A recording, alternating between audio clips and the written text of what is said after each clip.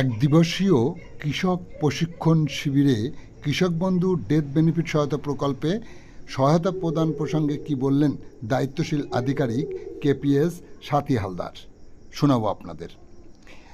আজ 22শে আগস্ট সকালে স্বরূপনগর ব্লক কৃষি দপ্তরের উদ্যোগে আত্মা প্রকল্পের অধীনে কৃষিতে আধুনিক যন্ত্রের ব্যবহার শীর্ষক কর্মশালা অনুষ্ঠিত হয়। এ সময় উপস্থিত ছিলেন স্বরূপনগর পঞ্চায়েত সমিতির কৃষি দপ্তরের কর্মদক্ষ আসমা খাতুন, শিক্ষা কর্মদক্ষ ব্রজগোপাল বিশ্বাস, জনস্বাস্থ্য কর্মদক্ষ দুলাল চন্দ্র ভট্টাচার্য প্রমুখ। ছিলেন সহ কৃষি অধিকর্তা দিলীপ মণ্ডল সহ অন্যরা। এ সময় আগত কৃষকদের সামনে কৃষক বন্ধু ডেথ বেনিফিট সহায়তা প্রকল্পের অন্যের দ্বারা প্ররোচিত না হয়ে সরাসরি মৃত ব্যক্তির পরিবার কিভাবে এই সহায়তা সহজে পেতে পারে তার বিস্তারিত তথ্য তুলে ধরে আগতদের সচেতনতার বার্তা দেন। শুনুন কি বললেন কেপিএস সাথী হালদার। শুনতে আমাদের সাথে থাকুন, আর ভিডিওটি ভালো লাগলে চ্যানেলটি সাবস্ক্রাইব করে সাথে থাকুন। তো প্রথমত এটা রাজ্য সরকারের একটা স্কিম। তো কারা এই প্রকল্পের আওতায় আসতে পারবে, মানে কারা এই প্রকল্পের অধীন ফর্ম ফিল আপ করতে পারবে? যে সমস্ত কৃষকরা 18 থেকে 60 বছর বয়সের মধ্যে মারা যাবেন সেই সমস্ত কৃষকের পরিবারের লোকেরাই করতে পারবে। আর দ্বিতীয়ত সেই কৃষকের নিজের নামের জমি থাকতে হবে, মানে চাষযোগ্য জমি। তো এই প্রকল্পের কি কি আমাদের নথিপত্র কি কি লাগবে, ডকুমেন্টস কি কি লাগবে? প্রথমত আবেদনপত্র ফিল আপ করতে হবে।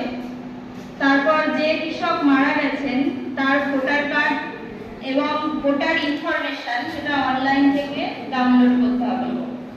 আর যদি ভোটার ইনফরমেশন না পাওয়া যায় তাহলে সেক্ষেত্রে ভোটার লিস্টের জেরক্স কপি দিতে হবে এবং সেখানে উনি যেই বুথে বাস করেন সেই বুথের বিএলও দিয়ে সাইন করাতে হবে। তারপরে লাগবে সেই মৃত কৃষকের আধার কার্ড, এবং তার আধার কার্ড যদি স্ক্যান করা যায় তাহলে সেটা আমরা স্ক্যান করে নেব। যদি স্ক্যান করা না যায় সেক্ষেত্রে আধার ইনফরমেশন অনলাইন থেকে তুলতে হবে। তার ডেথ সার্টিফিকেট লাগবে, তার নিজের নামে যে চাষযোগ্য জমি আছে সেই জমির পর্চা, এবং জমির রেকর্ড যদি মারা যাওয়ার পরে হয় তাহলে সেক্ষেত্রে তার নামে দলিল লাগবে। তারপর তার কৃষক বন্ধু থাকলে খুব ভালো হয়, মানে তার কৃষক বন্ধুর যে উনি মানে কৃষক বন্ধু প্রকল্পের অধীন আছে সেটা একটা কপি দিতে হবে। তারপর যিনি আবেদন করবেন তার ভোটার কার্ড, আধার কার্ড, ভোটার ইনফরমেশন, আধার ইনফরমেশন এগুলো লাগবে, এবং তার নামের রেসিডেন্সিয়াল সার্টিফিকেট, উনি যে মানে যে পঞ্চায়েতে বসবাস করেন সেই পঞ্চায়েতের রেসিডেন্সিয়াল সার্টিফিকেট। তারপর লাগবে তার নিজের নামের সিঙ্গেল ব্যাংকের অ্যাকাউন্ট, মানে জয়েন্ট অ্যাকাউন্ট হলে চলবে না বা জিরো ব্যালেন্সের অ্যাকাউন্ট হলে চলবে না, তার সিঙ্গেল ব্যাংকের অ্যাকাউন্ট যিনি আবেদন করবেন, মানে যার অ্যাকাউন্টে টাকাটা ঢুকবে তার ব্যাংকের অ্যাকাউন্ট। তারপর কি লাগবে?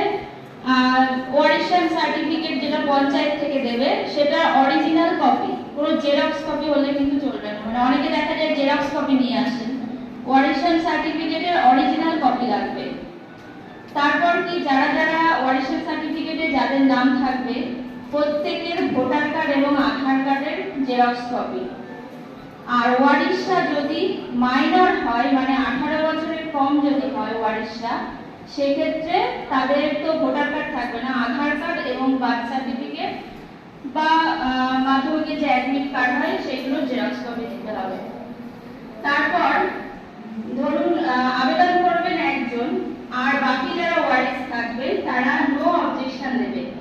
এটা কোর্ট থেকে ফার্স্ট ক্লাস ম্যাজিস্ট্রেট দিয়ে লিখিত আনতে হবে, এবং সেই ব্যাপারে যেন পরিষ্কার লেখা থাকে যে আবেদনকারী টাকা পেলে অন্য যারা ওয়ারিশ আছেন তাদের কোনো অবজেকশন থাকবে না, এটা যেন পরিষ্কারভাবে লেখা থাকে।